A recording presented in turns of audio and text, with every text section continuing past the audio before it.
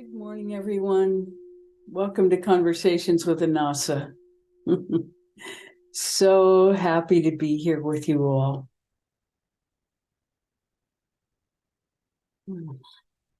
So let's start with meditation. Happy October.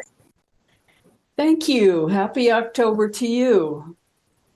And wasn't that the most delicious full moon? Okay, so take your attention inside, down below your belly button.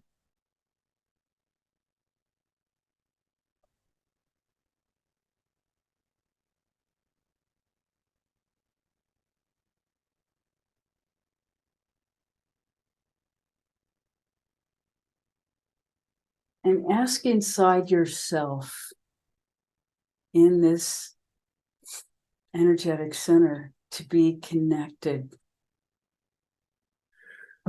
To be connected with your own divinity in this moment. And as you begin allowing that connection to take place, start running white light from above your head through your entire energetic field, which of course is bigger than your body. And allow it to clear everything that might possibly obstruct you from the experience of connection with the highest best for every human being or every being on the earth, for life itself, the highest best. This is source energy. This is love. In capital letters, LOVE.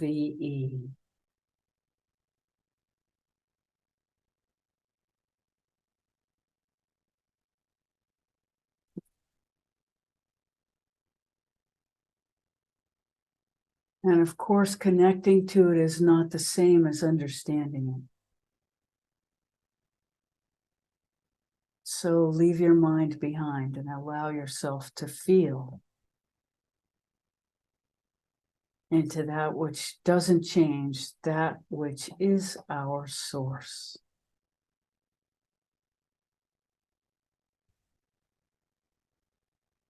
So keep running the white light and allowing yourself to feel deeper and deeper and deeper.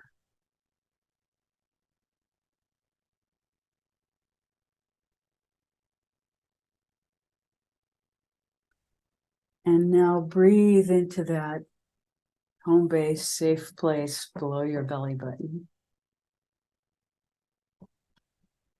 These are the words of my shaman friend, Michaela Carew. Home base, safe place. Yellow like the sun.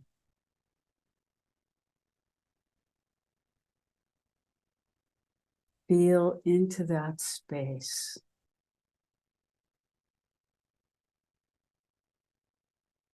And allow it to expand.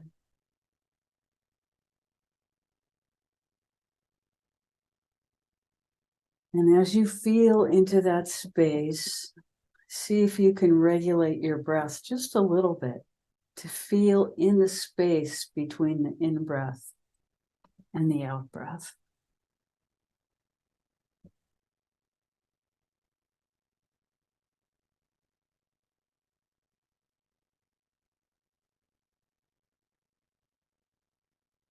A simple way to access source.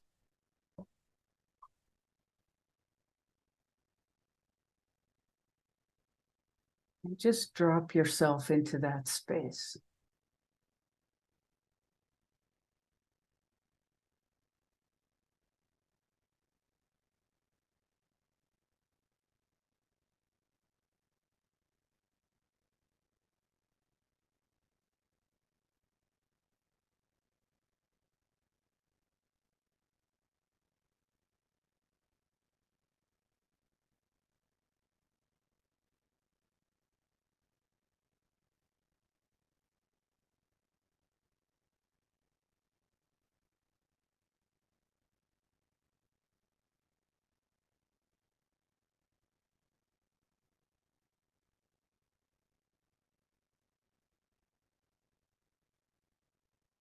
And now drop your attention down to the center of the earth, Mother Earth. Our physicality is made of substances found on earth.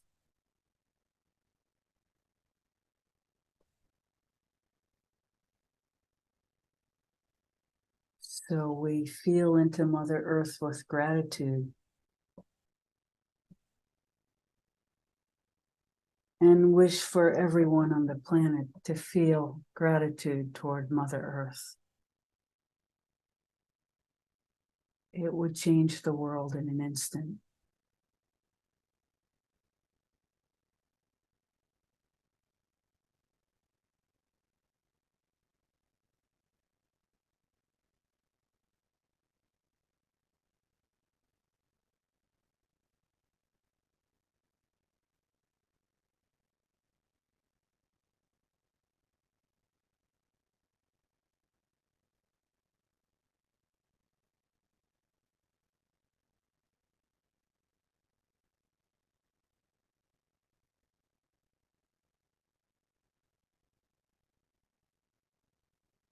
And when you're ready, allow your attention to come up to the solar plexus. Feel into that energetic center. Breathe into it again, feeling the space between the breaths.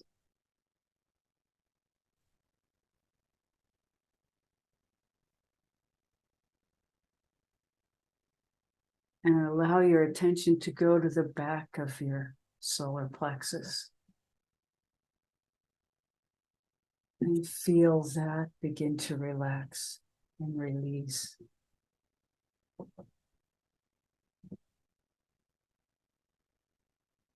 Still running the white light, allowing it to take away any dislodged tension.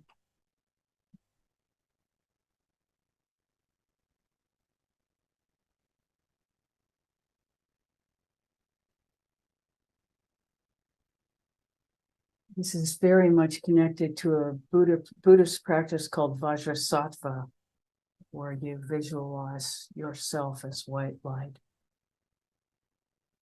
Yourself as Vajrasattva, white light. And everything is cleansed.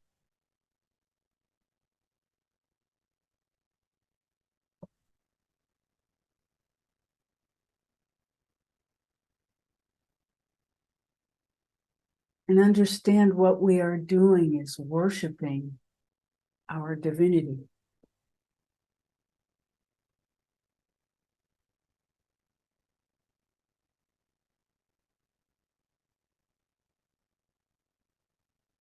Because of course it's the part of us that's most important.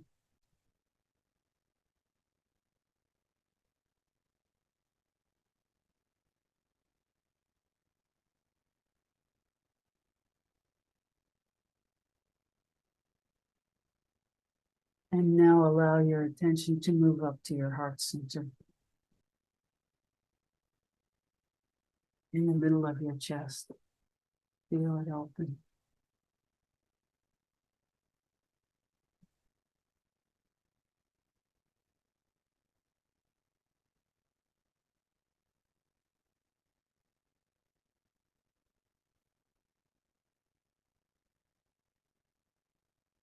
And allow it to move up to your throat center.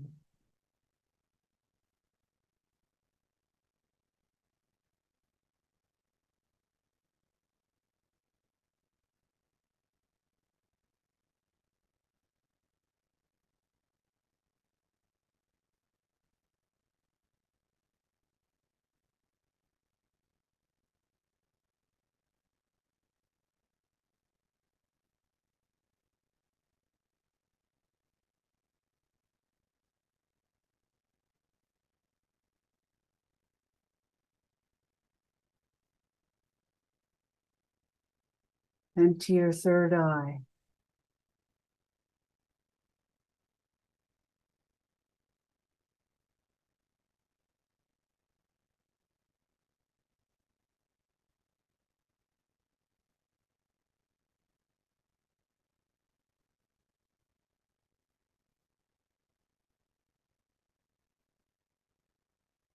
Moving to the top of the head. Feeling the big lotus flower opening.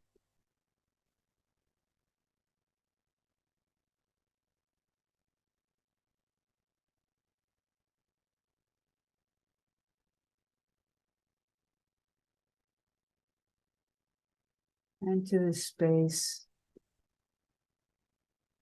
They say 8 finger breaths above your head. That's this.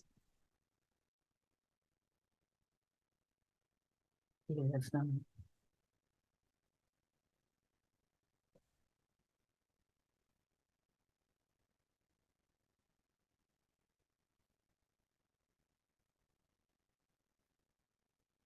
And now we'll do a few Om sounds. And you can do them with me or at your own pace. And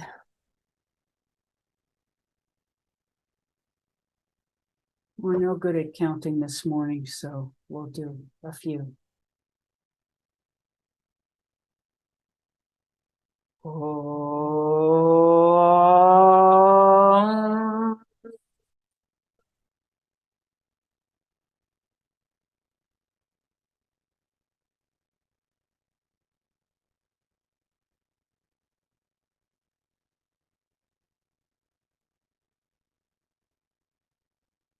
Om.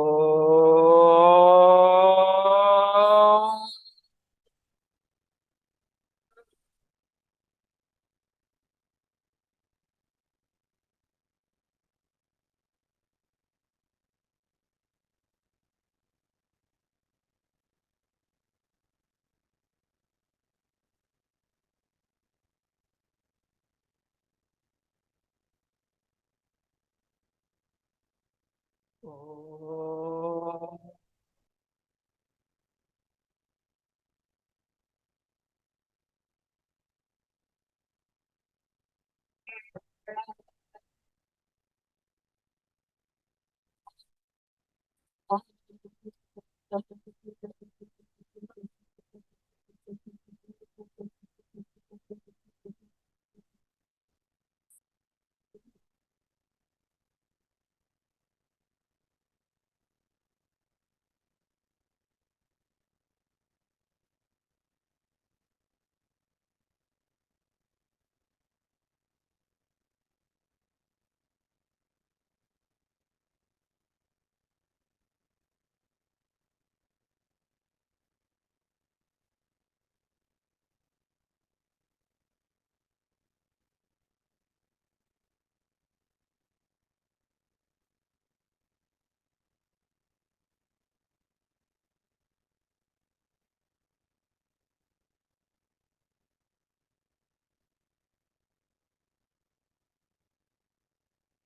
As you're ready, holding your inner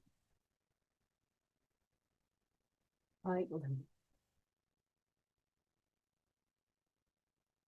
gently and slowly. Allow your eyes to open, holding your attention inside, gently.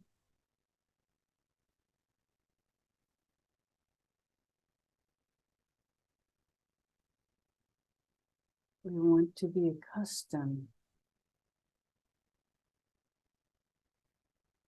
to living from that space, this space, the space of connection.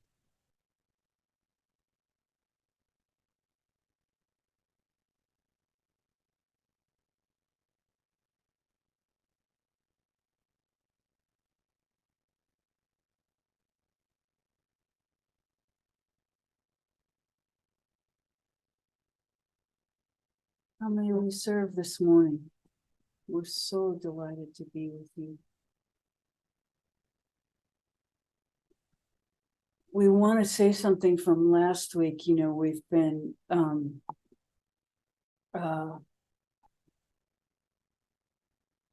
this week we've been asked a lot about grief and loss, and change really is what it's about. And so we wanted to say more about that than we said last week. And it's a slightly different perspective, and that is whenever there's a change, a loss, it creates a space. It creates a vacuum. And when we can allow that vacuum to just be there without fighting it, it feels like a huge space because something we were used to pouring our energy into, a container outside of us, has disappeared. And so when that happens, there's a big space. And we tend to leap into the first thing that comes to fill that space. And if we can sit back and understand that that space is a gift from the universe for something new to begin in our life.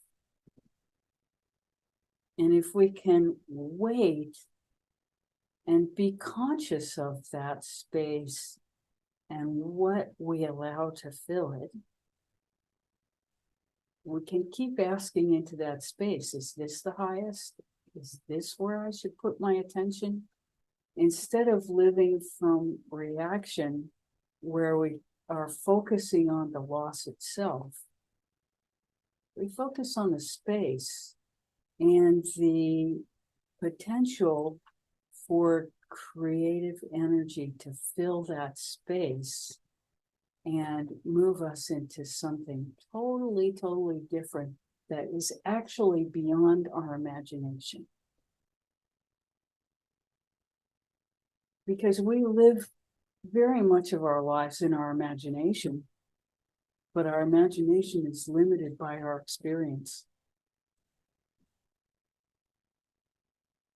So if we really want to cultivate something new, we have to allow that space to be empty and allow our imagination of what we would like to fill it with to just not take the energy. This is a lot harder than it sounds, because when we feel that space, we want to immediately fill it because it feels like emptiness. And what do the Buddhists practice? What state are they trying to get to? Emptiness. So when we have the opportunity to experience that loss as emptiness, it's an important moment to allow ourselves to be empty, to allow that loss to be filled with something that's greater than what was there before. And by greater, we're not talking in a materialistic sense, although that could happen, and there's nothing wrong with that happening. But we're talking about greater connection to the deepest part of ourselves. And that greater connection comes from just allowing emptiness. There's no just about it. Allowing emptiness is a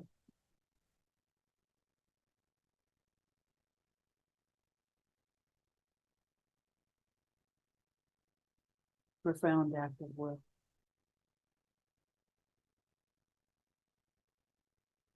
But see, free will is our greatest gift. It's really our only gift, in a certain sense, in terms of choice. But usually our free will is all used up in reaction. I'm going to have it my way. That's usually how we use our free will. And that's sort of the definition of ego, having it my way.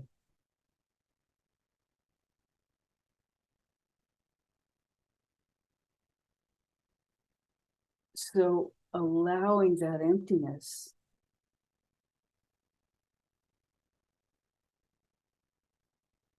And we always want fullness, because in fullness there's contentment.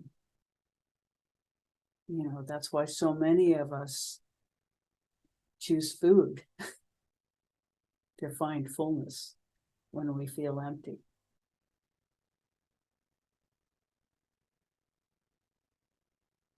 And allowing that empty.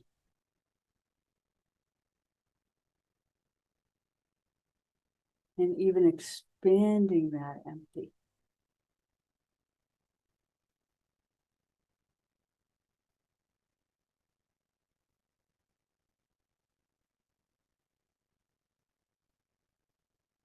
And the highest is to allow it to fill with love for ourselves and everyone else. And from there, we can trust that what arises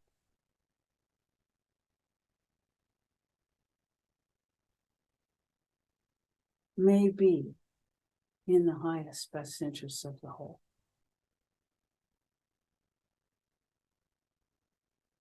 This may be. And this is where our intelligence comes into play.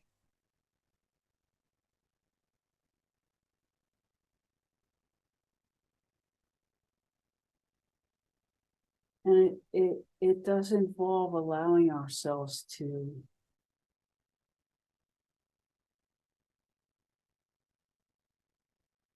well, the sensation is like you're flying blind in your life, because you don't really know what's going to happen next, and you're not trying to make something happen, and you're just content to wait.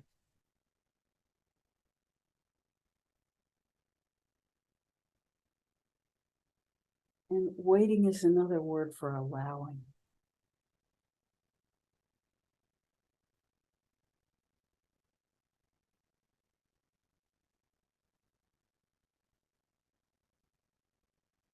And make no mistake about it, when these changes happen, loss, they don't feel good.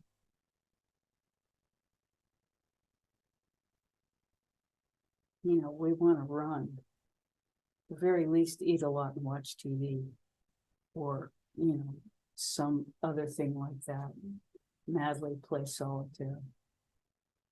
Whatever we do. These are all tendencies Rebecca has. That's why we're sharing them. But we all have our ways of dealing with this emptiness. And when we're honest enough to just allow the emptiness and let it change us,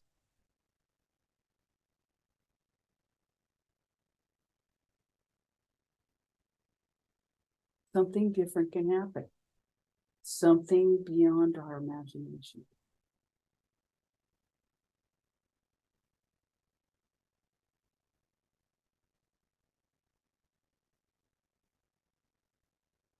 So we just wanted to share that. It's a big addendum to last week.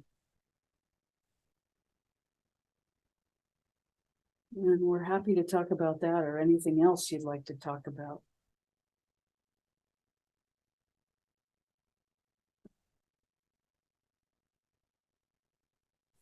Hi, it's Paul.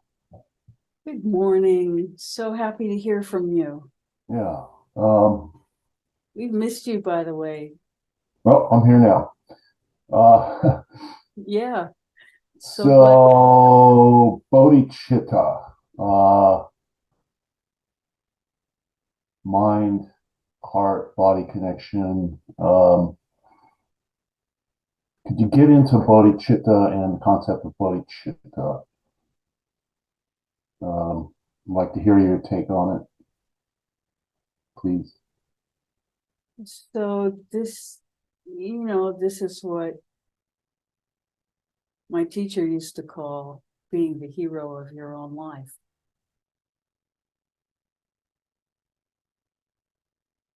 It's alignment with our source, which is the highest best for everyone. including ourselves.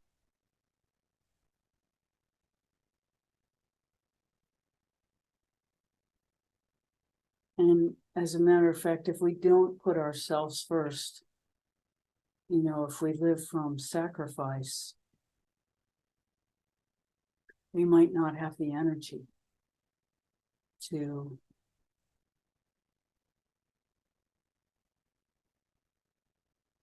be in alignment.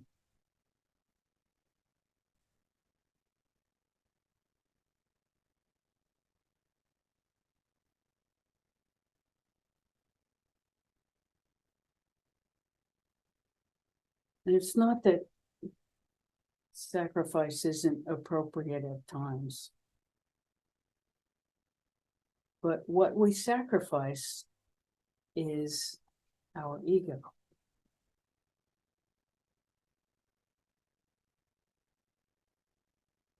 Our desire to have our own way.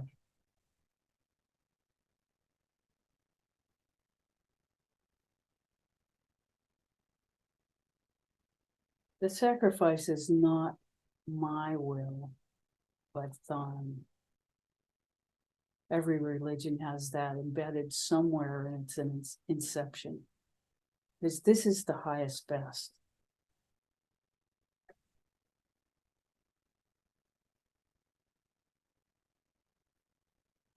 But what we're giving ourselves over to is our highest best, which is the same as the highest best for the whole. So it doesn't mean shooting ourselves in the foot, which is how we often see sacrifice, or how we approach it.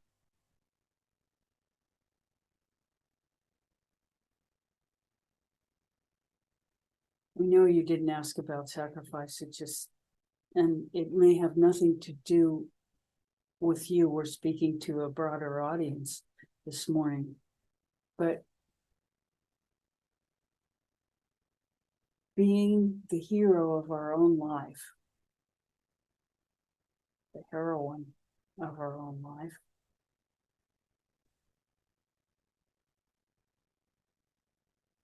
involves the willingness to not know in these critical moments of loss.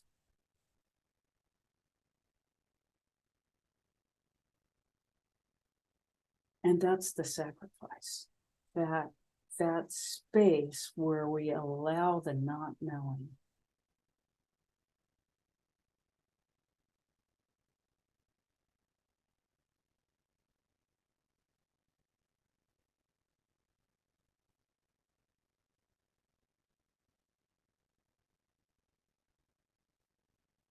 It's a much deeper concept of sacrifice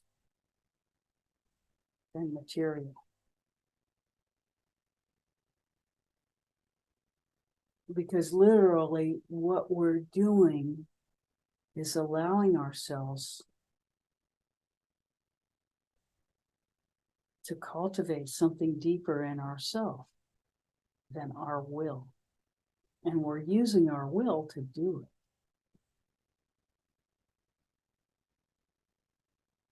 We're using our will to suspend our need to know so that we can become something different. And we don't know what that different is. And we can't tell you because every single one of us is unique. So it's going to be different for every single one of us.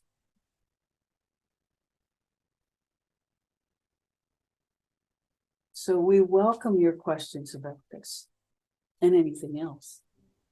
Okay, Paul again. Yes. So it seems like bodhicitta, the concept of bodhicitta is kind of like, well, for me, it seems like it's the internal alignment of your heart, body, mind, and to achieve that alignment or equanimity within the world with all its gain and loss and change. So it seems like bodhicitta and bodhisattva are connected but bodhicitta is like the chicken before the egg kind of thing, with bodhisattva. Is that make sense? And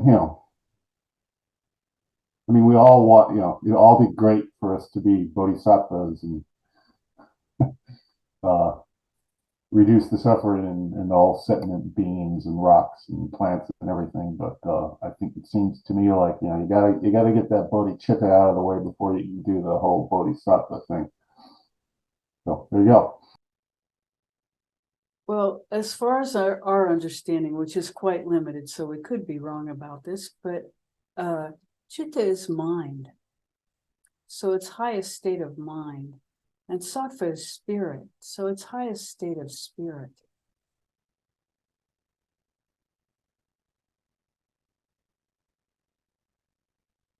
To make it simple, and we could easily be oversimplifying. We are very willing to be corrected if we're wrong about this.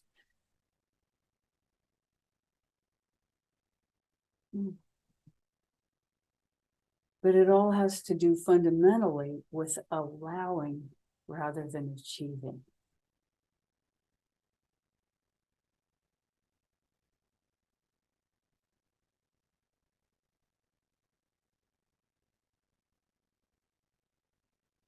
And then it becomes allowing achievement, which is kind of confusing.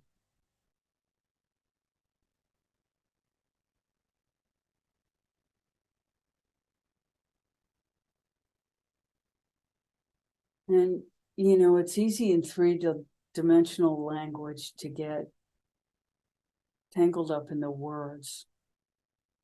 And where we're headed energetically is beyond 3 dimensions. So we'll say it like this. You allow yourself to access the power of source energy to discover the union between body, mind, and spirit, which is the Om sound experience of body, mind, and spirit. And mind is a combination of intellectual mind and emotional mind.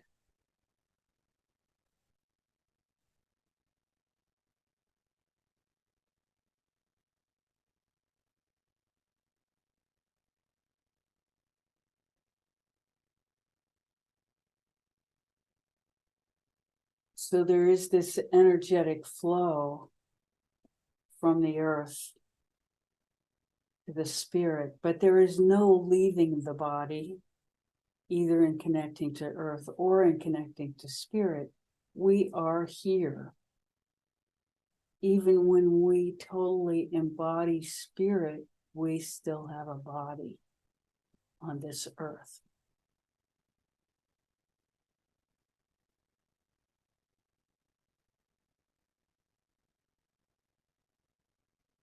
So being the hero heroine is to cultivate that energetic connection to the whole.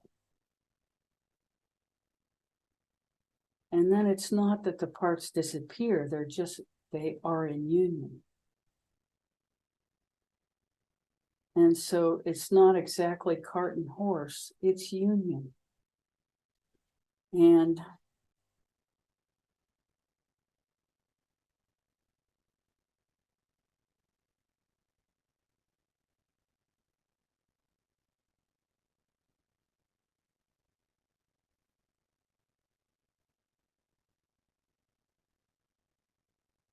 the experience is wholeness, fullness. And in a way, from that perspective, fullness and emptiness feel the same. That's equanimity.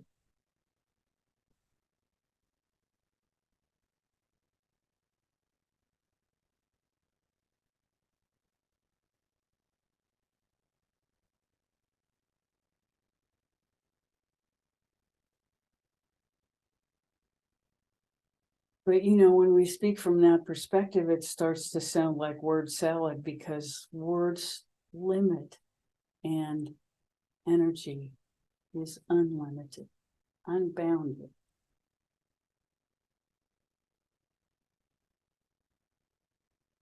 So we are definitely energetic beings having a physical experience.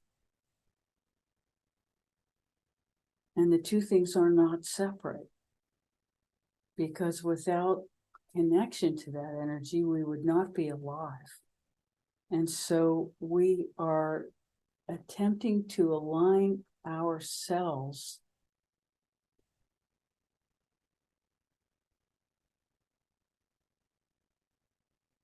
with what's already there.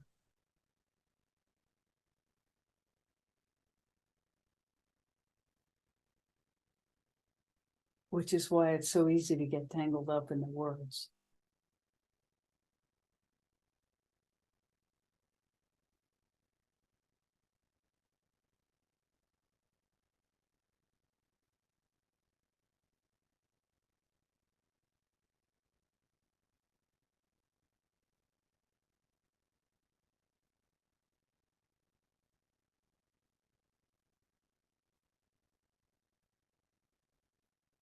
Are we anywhere near answering your question?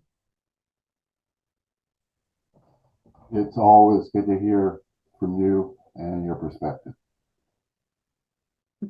That sounds like a no, but a very polite one. No, it's all good. It really um, helps with.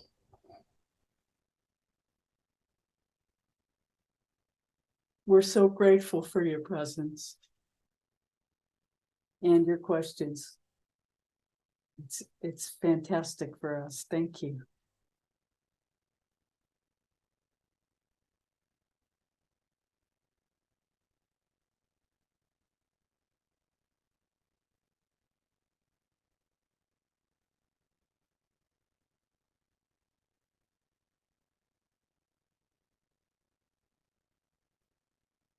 How may we serve further?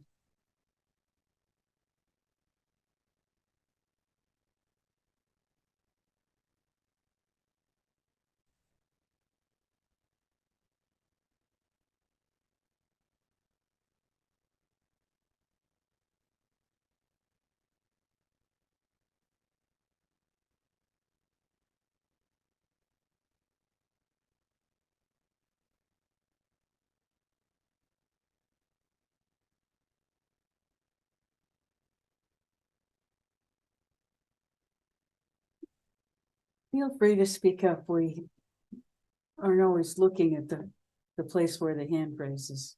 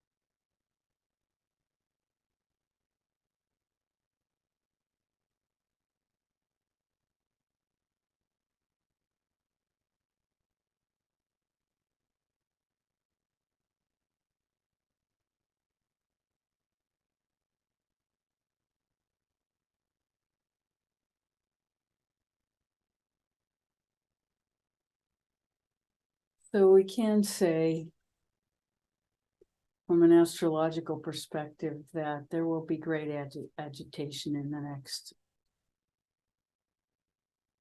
month and some weeks after.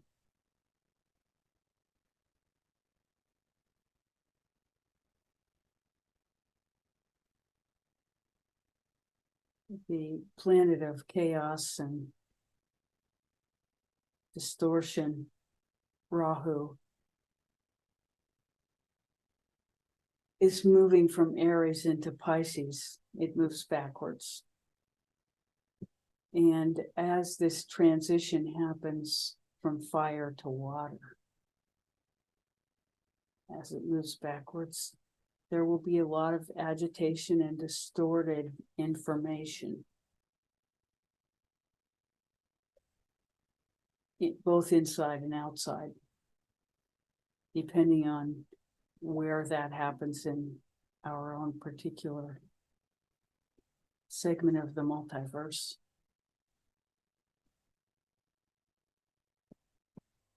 Our astrological chart.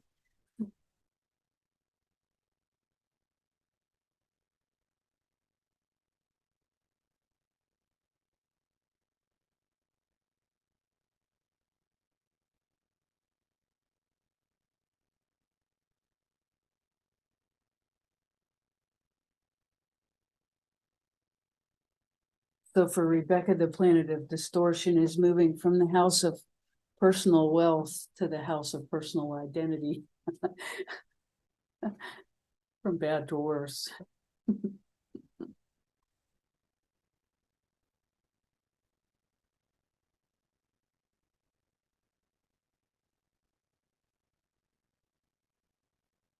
But knowing about it means that it's not so personal.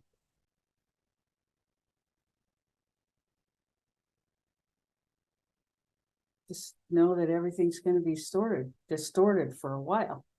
It'll be there for 18 months. So that'll be interesting. And this happens to everyone. It's unavoidable. It has to go somewhere. Yeah, it's going to land somewhere for all of us. And it's always somewhere for all of us. And the malefic planets have their say, and the benefic planets have their say. So we all have a mix, always. But it's helpful to know where the big bad boys are, because then we're not surprised. Oh yeah, of course it's confusing. That's way easier than, what have I done?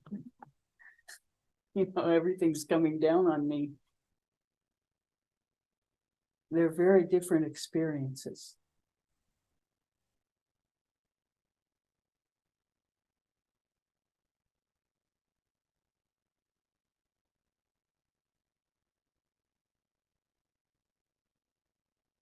And we can say it will be another year before Rebecca will really begin reading charts, because there's knowing how to read the chart, but knowing how to read the chart only really makes a difference for a person if they understand the planets moving over the chart, which are called the transits. And it's the transits that inform our daily lives, because they're what actually express the creative energy that's coming down on the earth. And so, you know, knowing your palette is only helpful if you have the context of the change, the ever-changing part of it. So that's a whole other year of study. So we're getting there.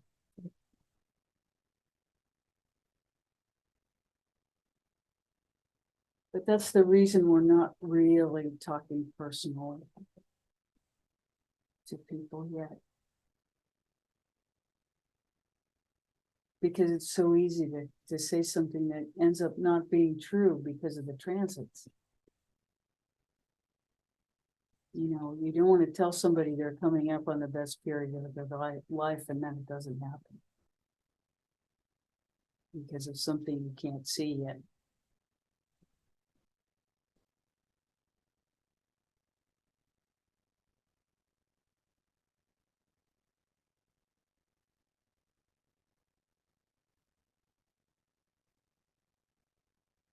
And yet there's the inner and the outer. And we can always be in the best period of our lives from an inner perspective. That is possible. That's what transcendence is. That's what equanimity is. And ultimately, that's what spiritual practice is for.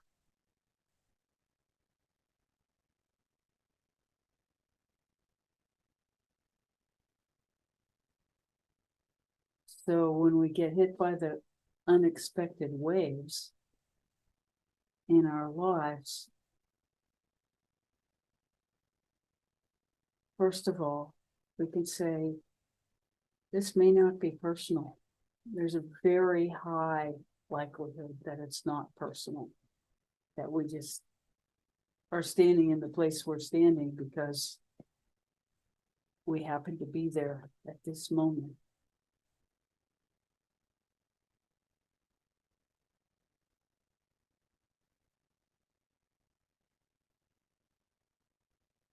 And even karma in the bigger perspective is in a way not personal.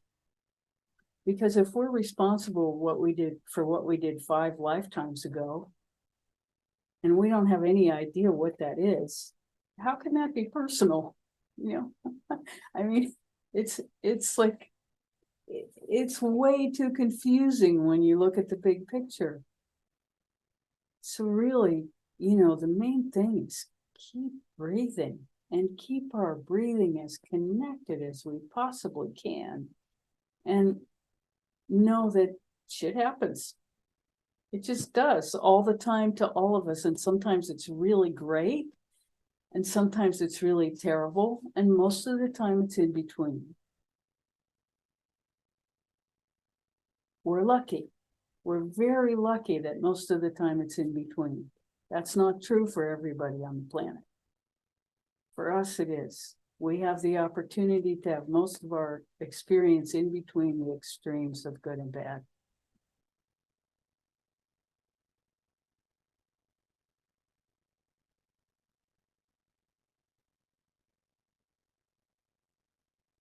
Yes, please. You just reminded me of something that you said last week, a subject that you were on last week, and it's ties into this of just catching the waves of joy wherever you find them, anywhere. They can be absolutely anywhere. And it just can have the power to take you out of whatever knot or conundrum you find yourself in. And I really, that's really been helpful to me this week. Where I could just, well, especially like looking up at the incredible moon. I mean, that just, boom, cleared me out. Yes. Yeah. Yeah. Yeah. So thank you for that. And that's been really helpful to me. Oh, you're so welcome. Mm.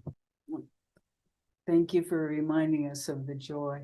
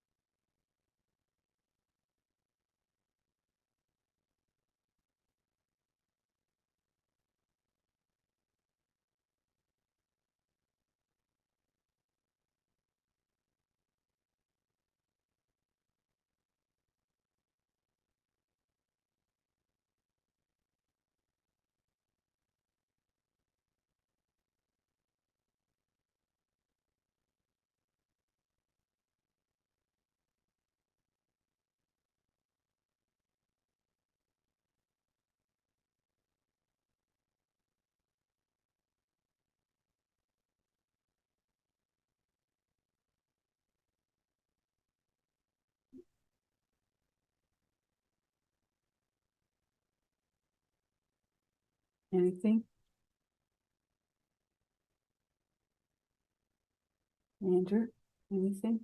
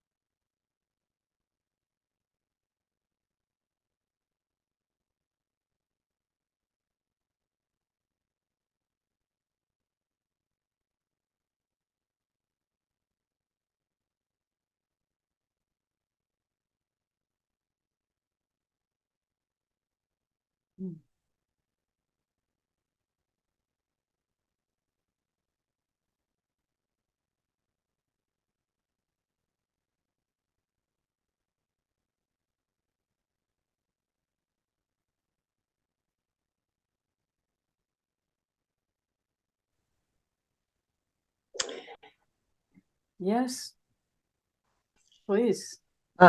Yes, I'm going to try this, even though um, we haven't been able to hear you very well this morning.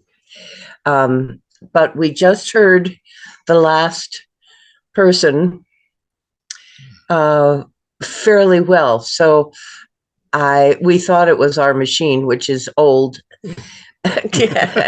and cranky. Frustrating. Yes, but I'm going to put this out there because it just came as a thought, and answers came too. But I would like to hear you speak about it because I trust you. It's about preparing for inevitable loss.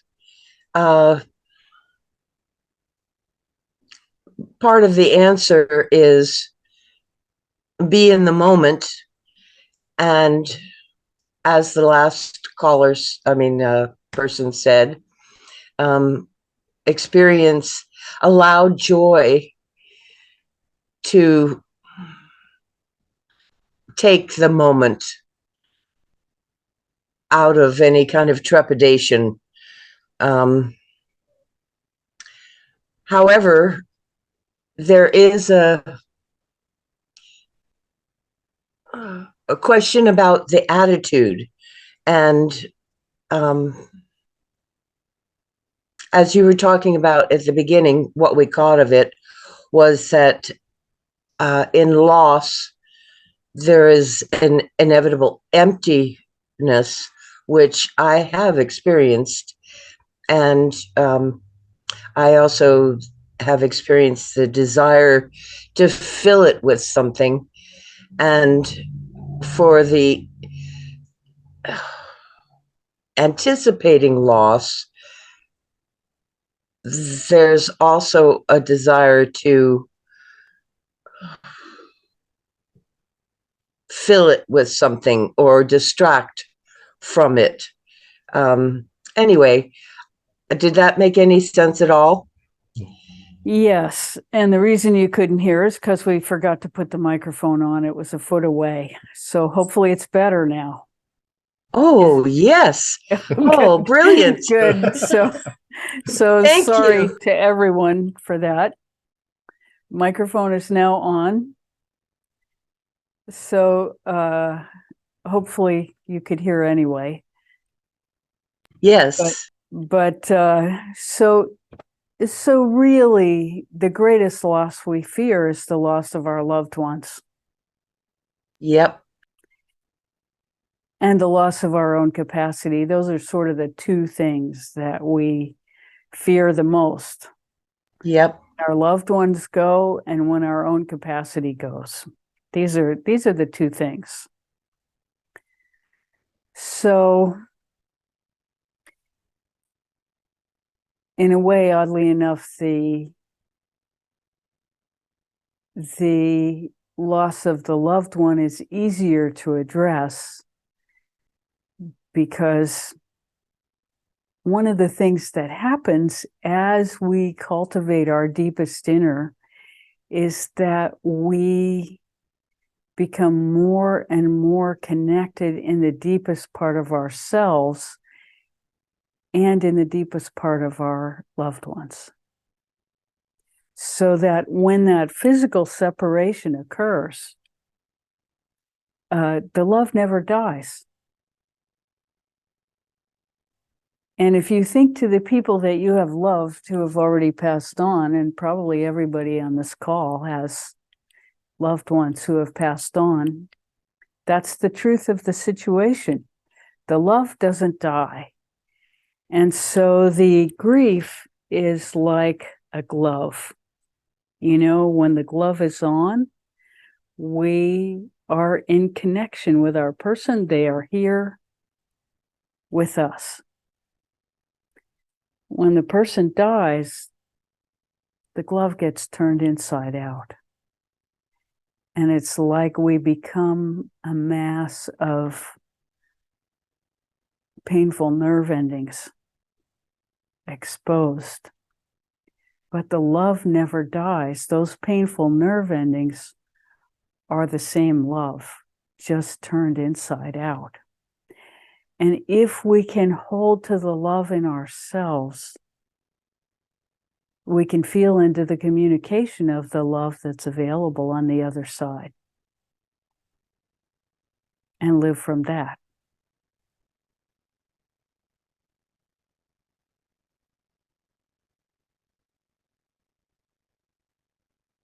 And so it can make our inner connection to that which is most important even stronger, because we're in a kind of communion with love itself.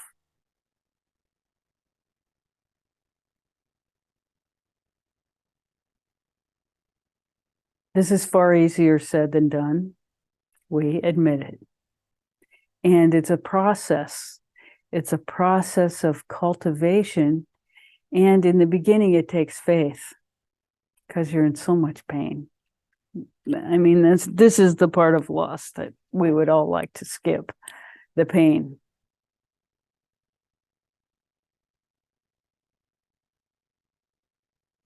And yet that pain too can be opening to greater and greater contact with love itself.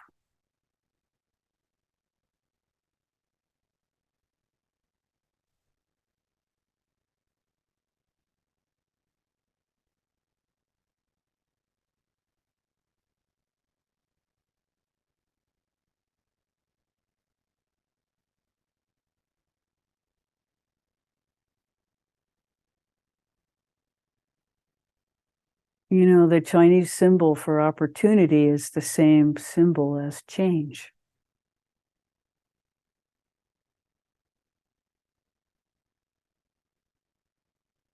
That's very wise.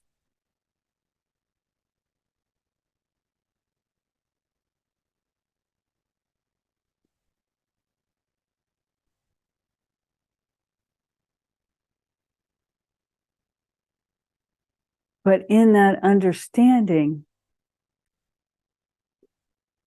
there's a way to begin to deal with the false evidence appearing real about the situation. The fear as we are approaching inevitable endings.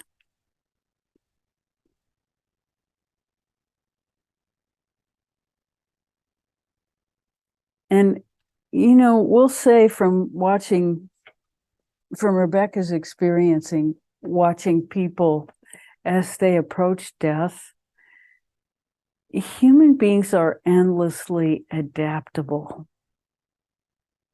What we think might be the most horrible situation we can imagine, when someone is actually in that situation, there is a huge adaptability that comes in that is unimaginable beforehand. What we think might be the most fearful thing that could happen they're living within equanimity.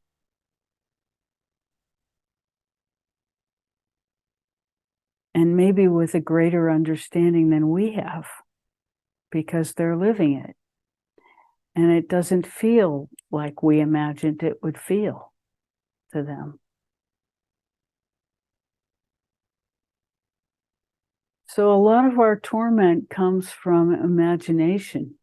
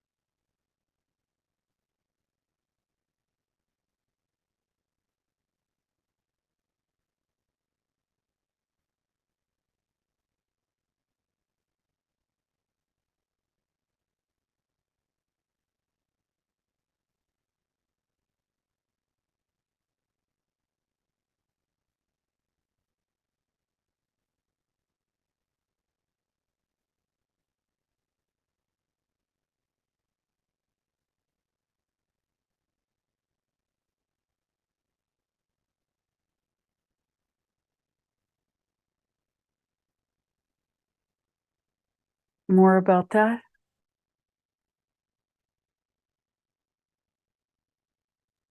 That was quite complete, actually, and resonated with a lot of things within how the last experience of death and loss was with my mother, our mother, and I always feel as though the universe is unbelievably merciful because she left us gradually. So the untying was easy, was made easy.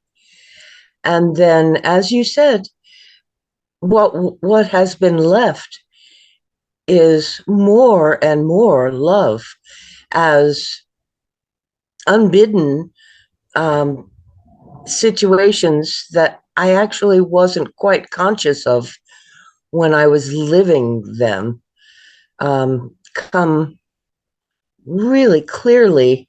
And it's kind of like, oh, wow, that was incredible, Mom. Just a whole lot of gratitude and new appreciation and love. So I hear what you're saying really clearly. And I have the most amazing example of how to do this. My cousin, my father's brother's daughter, is, she lost her husband after 12 years of the most beautiful relationship. And her grief was immense. And she walked through it with uh, unfathomable grace and acceptance and love, just piles of love, my goodness. And all kinds of good things came to her from all the people who also loved him. And she's had amazing adventures since then, but she feels him all the time with her. And if she is coming up against something, he speaks to her. And I mean, people go, what? But no, that it's not, it's not really woo woo. It's an intimate knowledge of who they were speaking clearly and can guide her. She is guided with that. And I feel that with my mother. And believe it or not, with you, because, if I'm coming up against something, it's like, I don't have to ask what would Rebecca say. It's just happens. I look at it from your perspective and I go, oh well, okay, I got it. Anyway, so thank you. That's a whole lot of stuff, but thank you very much. You are so welcome. And of course, I must remind you, it's really Anasa that speaks through me. Yes. The information is not, it becomes mine if I'm able to embody it. But I'm faced with the same challenges we all are of trying to embody it. I'm just blessed with the voice that comes through me. And, we make a big point of that.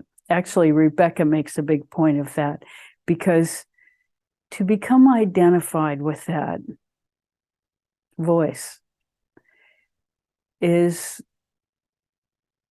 what she believes to be the path to ruin. Because nobody can own spirit. Spirit Just is wanted to clear up. I call that voice Rebecca out of convenience, but I understand that it is NASA. Of course you do. Of course you do. We just wanted an excuse to have this conversation because, it's a very important point of clarity for Rebecca to not attempt ownership in any way, shape, or form. Yes, I told.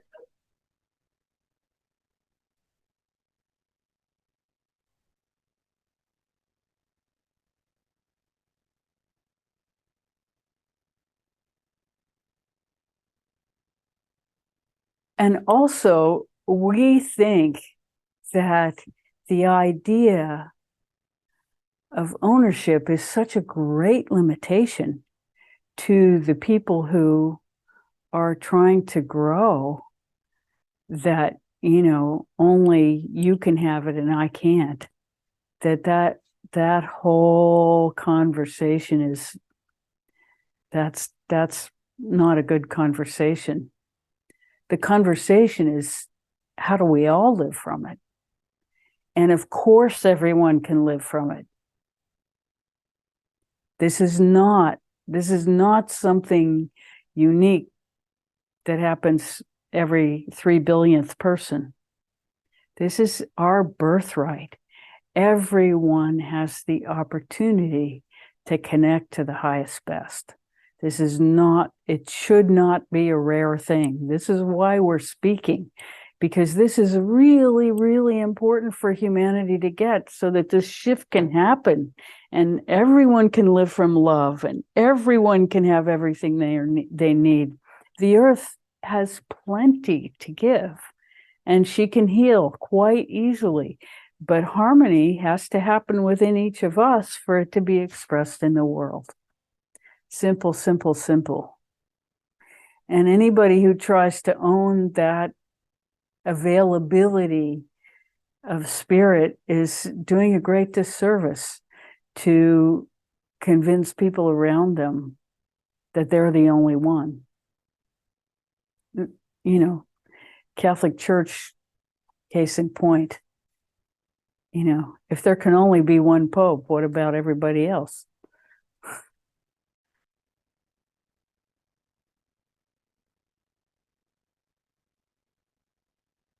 And look where it got most of the leadership in that organization. They got quite perverted in their behavior toward the youngest, most vulnerable people. This is not okay. This is not spiritual. This is not, this is just bad behavior and attempting to control that which is divine in others, which should be absurd. The very idea of doing that should be absurd to us instead of normal.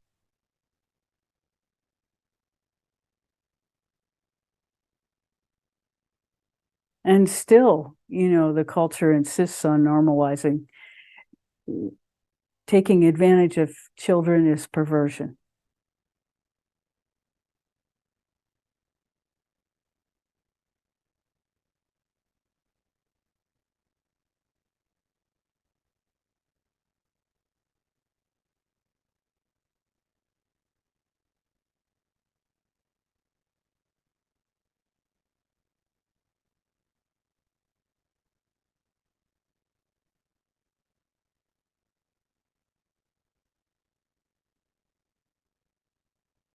We also think taking away women's rights is perversion.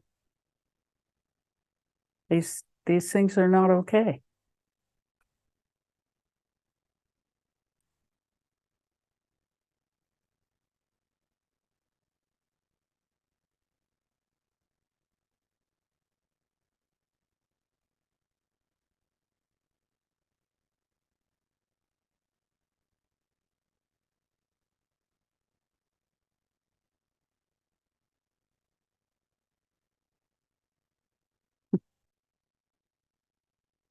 I was just checking that wasn't me. It's not.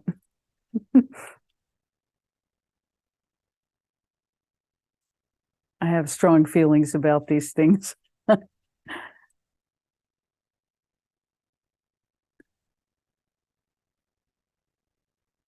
But it's alignment. Equality is alignment.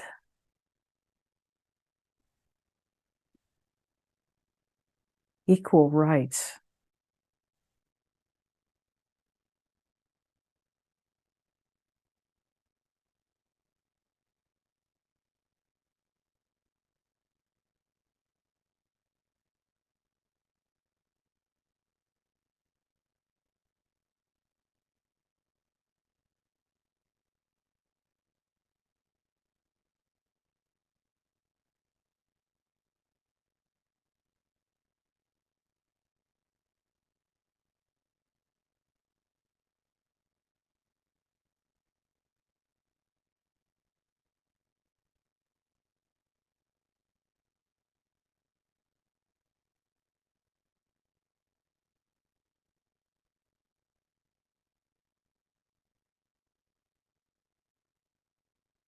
Ooh, got really late. We weren't paying attention. Yes. Yes. So Brenda's just reminding me to say that this coming Wednesday and Sunday we'll be out of town. But as of a week from Wednesday, we'll be back.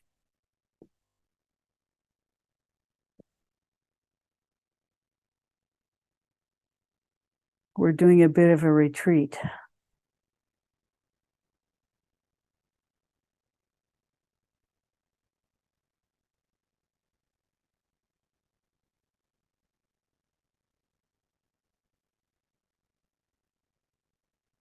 We have so enjoyed this today.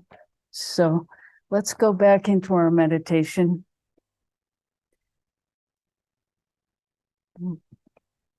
So much love to you all. It's truly a great gift to be with you. Hmm.